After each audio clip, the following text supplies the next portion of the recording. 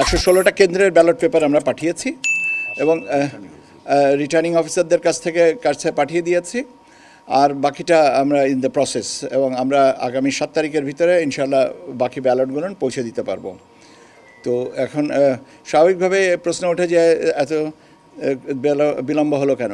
কয়েকটা জায়গায় আমাদের ব্যালট পুনর্মুদ্রণ করতে হচ্ছে লাস্ট মোমেন্ট কিছু প্রার্থীদের ফিরে পাওয়ার কারণে, মাননীয় আদালতের নির্দেশের কারণে। সেই জন্যে কয়েকটা জায়গায় আমাদের ব্যালট রিপ্রিন্ট করতে হয়েছে বা চেঞ্জ করতে হয়েছে। তো সেই কারণে 7 তারিখ, আদারওয়াইজ আমরা উই আর অন টাইম। আর আরেকটা জিনিস জিজ্ঞেস করেছিলাম যে আমাদের মানে এই মুহূর্তের বড় চ্যালেঞ্জটা কোনটা। তো স্বাভাবিকভাবে যে চ্যালেঞ্জটা আপনাদের সাথে আগাগোড়াই বলে আসছি, সেটাই আমরা আবারও বলেছি, রিইটারেট করেছি। সেটা হচ্ছে যে অপতথ্য, যেটা হচ্ছে তথ্যের অপপ্রচার, এই জিনিসটাই আমাদেরকে, আমরা চেষ্টা করছি যতটুকু, এবং আমরা আশা করি যে এটাকে একটা সম্মানজনক পরিস্থিতিতে নিয়ে যাব। এরই ধারাবাহিকতায় ওনারা যে জানতে চেয়েছিলেন যে আমরা মেটা সাথে কোনো আলোচনা করেছে কিনা বা হচ্ছে কিনা। তো আমরা বললাম হ্যাঁ, আমরা মেটার সাথে আলোচনা করেছি এবং আমরা কথা বলছি, এবং দেখি, আমরা আশা করি যে মেটা আমাদের এই ব্যাপারে সহযোগিতা করবে।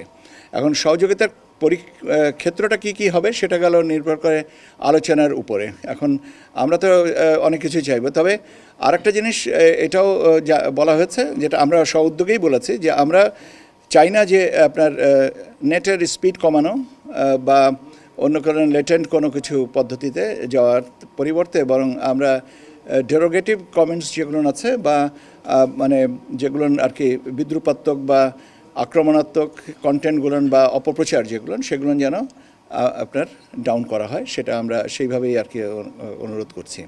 এটা ছিল আজকে ওনাদের সাথে মূল প্রতিপাদ্য। আর ওনারা মোটামুটিভাবে সারা দেশেই থেকে তথ্য নিয়েছেন, কিন্তু কি নিয়েছেন বা কী বিষয়ে আমরাও জানতে চাইনি, ওনারাও কিছু বলেন নাই।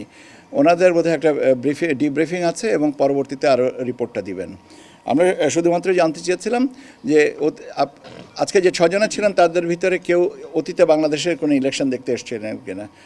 বললেন যে না, কেউ আসেন নাই। আইন শৃঙ্খলা পরিস্থিতি জানতে চেয়েছিলেন যে আমাদের ডেপ্লয়মেন্ট প্ল্যানটা কি। তো আমরা তো যে সবসময় যে ডেপ্লয়মেন্ট প্ল্যানটা বলি যে 7 দিন সেনাবাহিনী থাকবে, 8 দিন আনসাররা থাকবেন, এবং পুলিশ অলরেডি আছে, সেনাবাহিনী অলরেডি মাঠে আছে, পুলিশ তাদের নর্মাল ফাংশনিংয়ে তো আছেই, সেনাবাহিনী তাদের ডেপ্লয়মেন্টে আছে, কিন্তু এক্সক্লুসিভলি ফর ইলেকশন পারপাস এটা যেটা ডেপ্লয়মেন্ট প্ল্যান সেটা।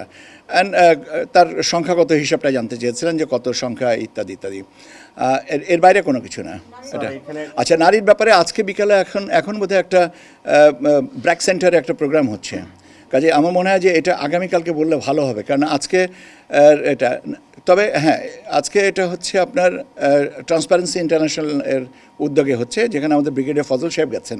এটা কাজে আমার মনে হয় যে এটা আমার কালকে যদি আমরা বলি তাহলে বোধহয় আরও তথ্যবহুল কথাটা বলতে পারবো। নির্বাচন কমিশনের প্রত্যাশা তো একই, আমরা তো কালকে বিচ্ছিন্নভাবে দেখার পক্ষপাতী নই। আমরা তো বারবারই বলছি যে আপনারা ভোট কেন্দ্রে আসেন এবং ভোট দিবেন।